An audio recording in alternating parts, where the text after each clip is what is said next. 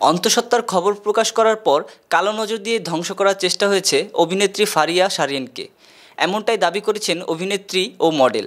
সম্প্রতি মা দিবসে তিনি আনন্দের সংবাদ দেন। এরপর থেকে তিনি অসুস্থ হয়ে পড়েন, যেটাকে তিনি কালো নজর হিসেবে দাবি করেছেন। ফারিয়া শাহরিন বলেন, নিউজটা শেয়ার করার পর আমি ভয়াবহ সিক হয়ে গেলাম। মনে হচ্ছে 2 দিনও বাঁচব না। তার সাথে আরও অনেক কিছু। এমন কেন হয়?